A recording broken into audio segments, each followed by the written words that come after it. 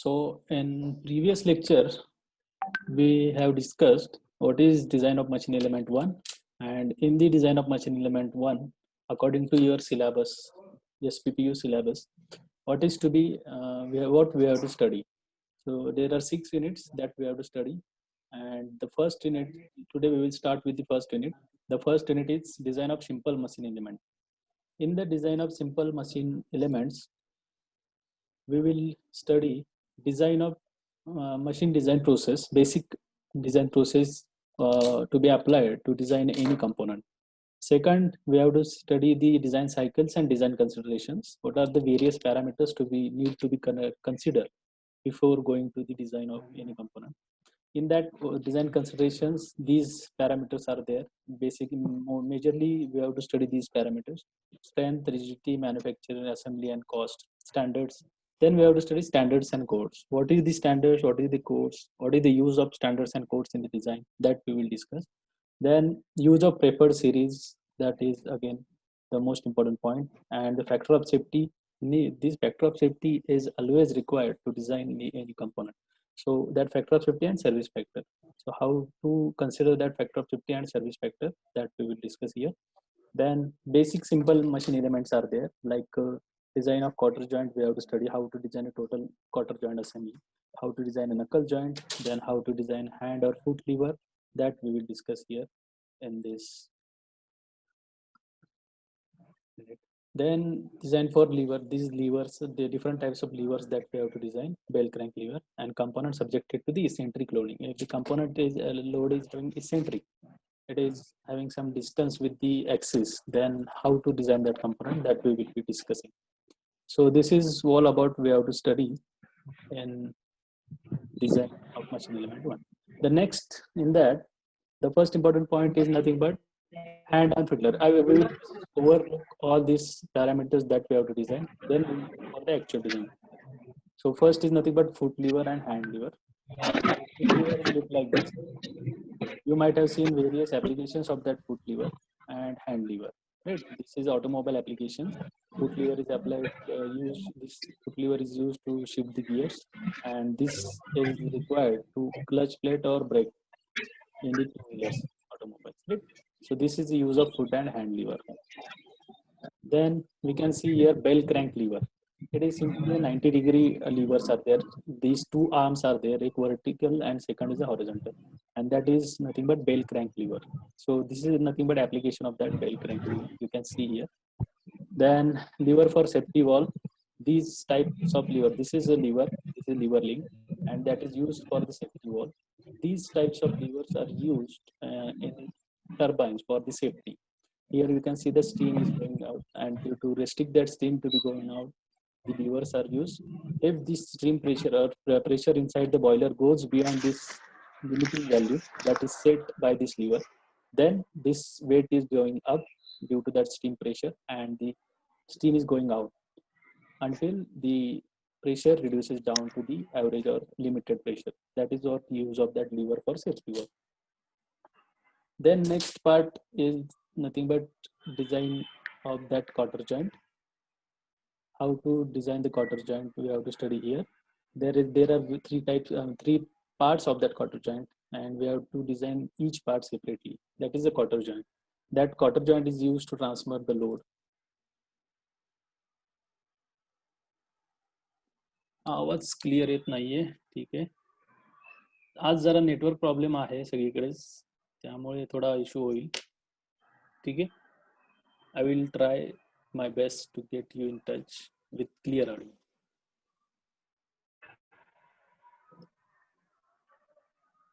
This is knuckle joint. These two joints we have to design, quarter joint and knuckle joint likewise.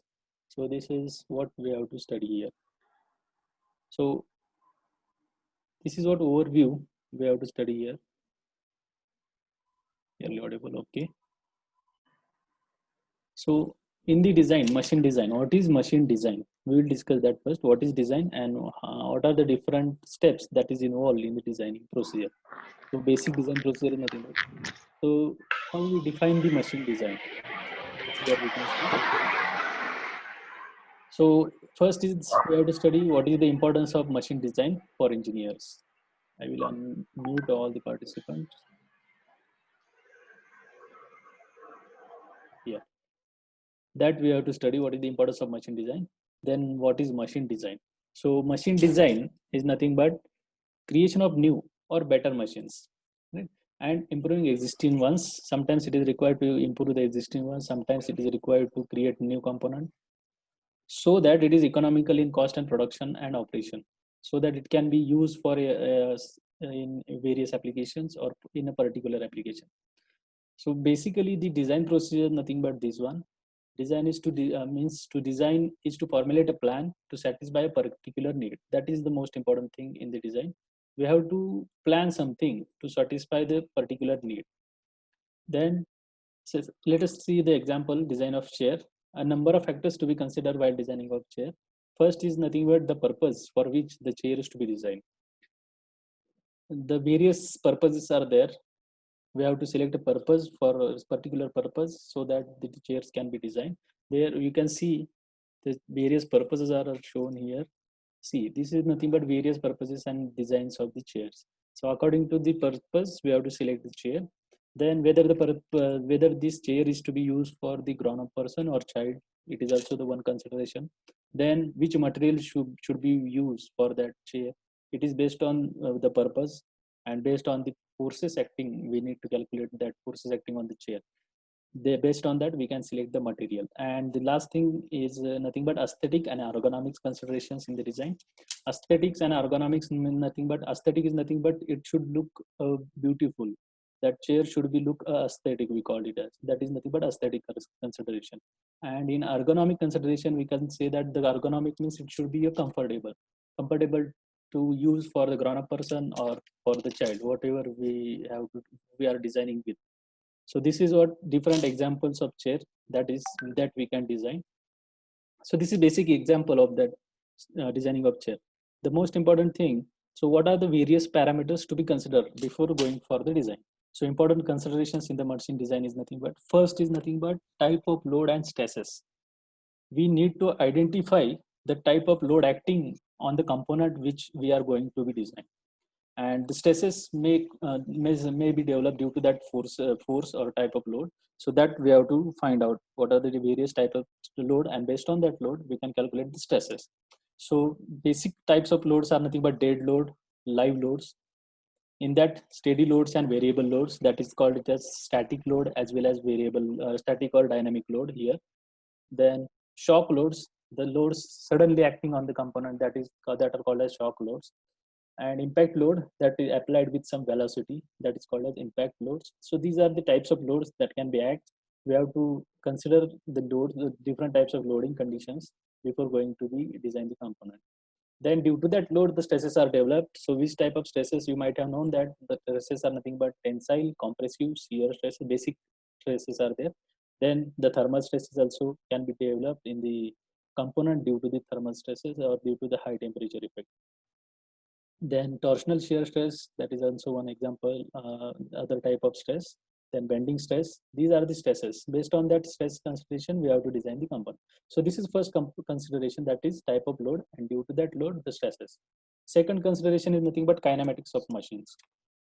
Motions of the parts means we have to first find out the component motions, where it is to be used, or what is the purpose of that component we are designing.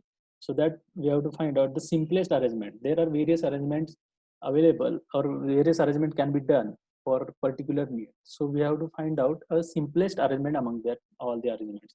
So simplest mechanism, we call it as simplest mechanism selection, is the first consideration. Second consideration.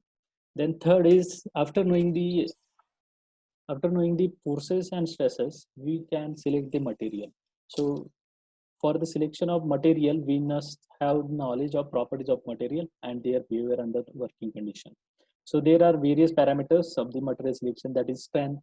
Based on strength, we have to select the material. Sometimes it is required hardness, sometimes it is required durability, if it is required flexibility, weight, resistance, and these are the factors on which we can select the material.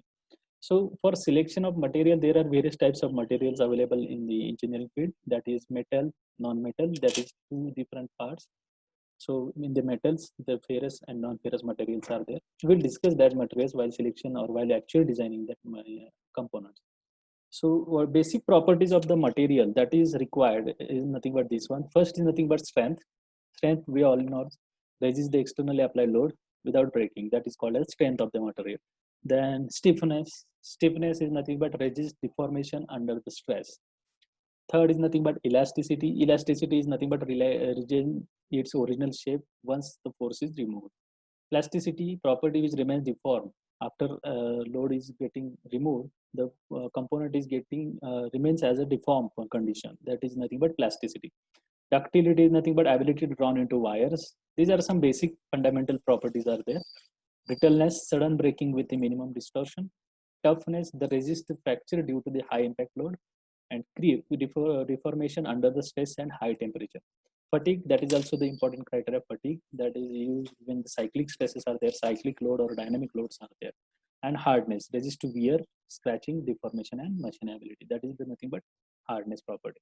So these properties we need to study before going to select the material. Okay, so let us start with the basic design procedure. How to design a component and what are the steps involved in the design of machine element or design of any component. So first, it is required to identify a need in the market. What is need required, that we have to identify. That is nothing but need of market. Then second, synthesis. What are the various ways that need can be satisfied. कोणकोणते वेगवेगळे methods आहेत ते आपल्याला need आपण करू शकतो, म्हणजे complete करू शकतो. That are nothing but synthesis, various mechanisms or different ways, different logics we can use. That is comes in the synthesis. Then after this part, we have to find out the forces acting on that. That is nothing but analysis of forces, various forces acting on that, and what is the effect of that forces, what are the stresses developed. That will be covered in this third step. Fourth step is nothing but material selection.